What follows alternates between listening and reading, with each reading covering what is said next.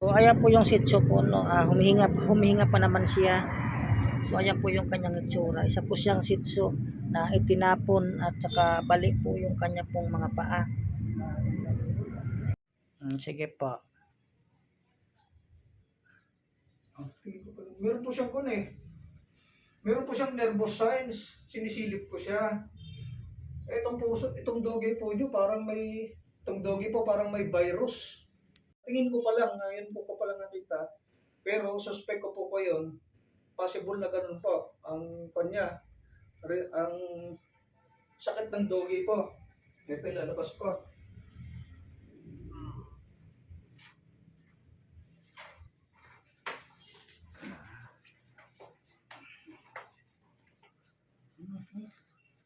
Ayan, kawawa yung aso, kawawa. Hmm.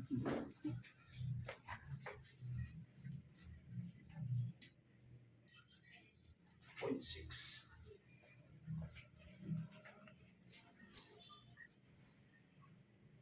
Ma'am, napaka-kanto, no? Kawawa yung tsura niya.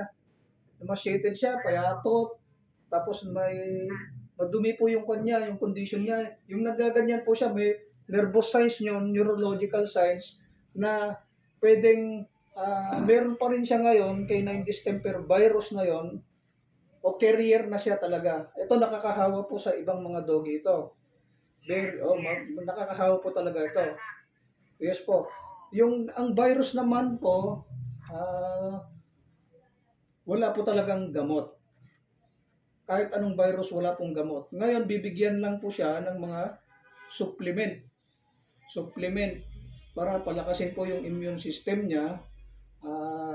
Pero yung virus mismo, wala naman talagang gamot sa virus. Puro tayo, bibigyan natin ng antibacterial, bibigyan natin ng mga multivitamins, probiotics, mga ganon para ma-treat yung mga secondary infection na meron sa doggy. Then ito po, sobrang po yung kanya, yung buhok niya. Hindi po kasi wala po kasi akong grooming dito eh. Pero siguro ang unang ikukon natin dito, magbigay na lang po ako ng mga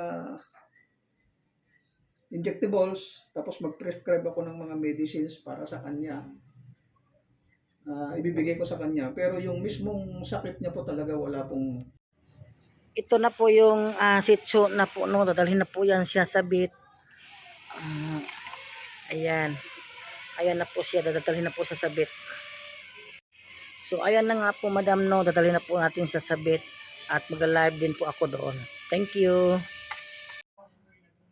So ito na po yung Shih Tzu po, no, na nakita natin sa kalsada at nandito na nga tayo kay Doc.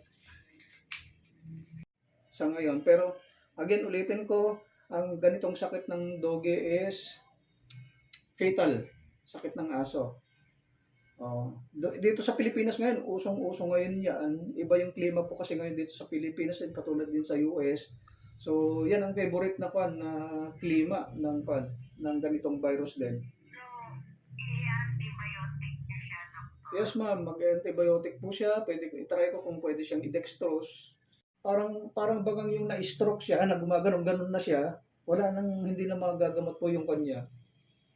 Yung nervous signs niya kasi napunta na sa utak po kasi yung sa utak po natin nandun kasi yung balance eh. So affected po yung kanya.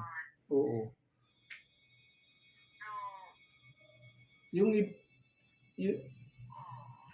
ganun nga po ang dito. Meron din namang mga doggy na may mga pasyente ko na nabubuhay naman, kaya lang yung neurological setting kahit pa paano. Hindi po, antibacterial po kasi siya ma'am eh. Hindi po antiviral. So antibacterial is for bacterial infection. Huwag nyo na pong advice ko, huwag nyo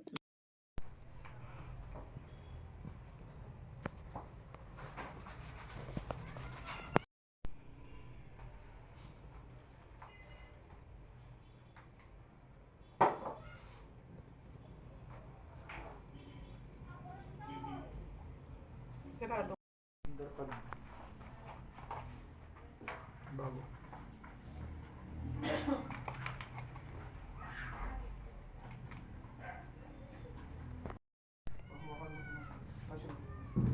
Mag-golfes ako ulit.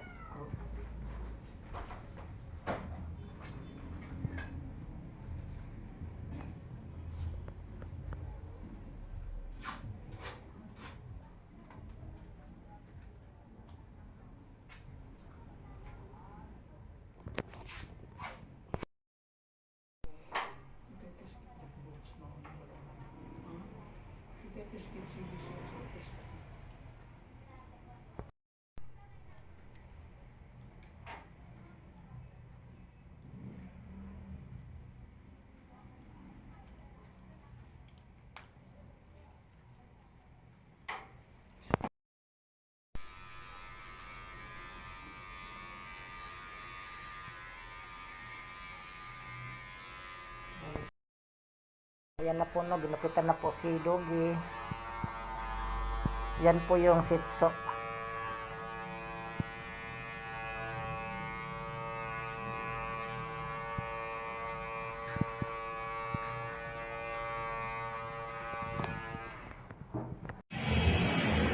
So ito nga mga guys, no, meron po tayo ditong nakitang sitso.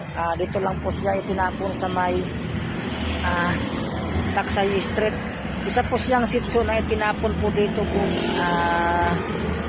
Ano siya, siguro nabalo yung kanya pong paa.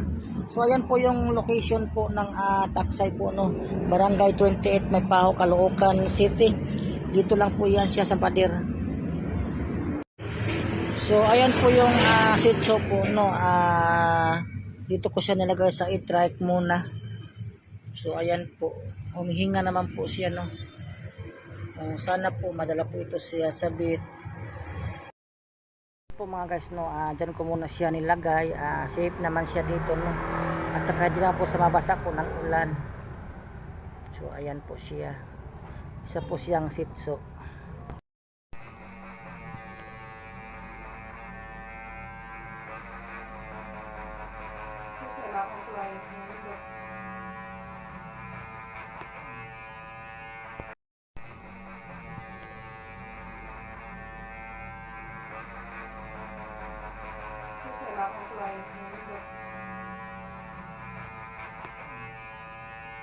Ano nangyari niyan? Distemper ang sakit niya. So ito po, sana po ito, ma-rescue po ito, no. Ate po siyang nadalhin ngayon. Isa po siyang sitso na pinabayaan dito. Isa po siyang sitso. Sana makuha po ito na si Rebel po, no. Ano siya, masakit siyang distemper. Distemper kasi walang gamot na eh. Pag ganyan siya na kahit tumihinto, tapos ganyan siya, distemper ang sakit niya. Bira na lang siya magamot na lang siya sa pagkain, mga so wala nga tayo sa kanyang mapaglagyan, no, dahil nga po wala po tayong kulungan. So atin na po siyang dinala po. Isa po siyang sitso.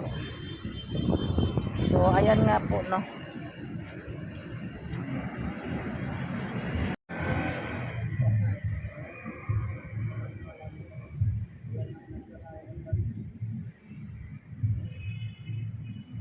So ayan nga po, no, pinainom ko muna siya ng tubig at saka pagkain.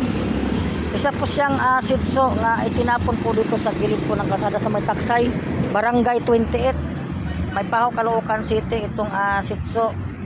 Bali na po ang kanya pong buto at saka madungis na po siya. Isa po siyang lalaking sitso na madungis at saka meron na nga po siyang sakit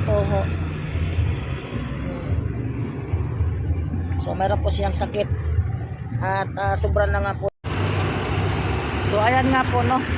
So ayaw na po niyang kumain. Kakatapos lang po natin siya pinapainom po ng tubig. Isa po siyang sitso na itinapon po dito sa gilid po ng kalsada sa may Barangay 28, Taksay Street. So ayan.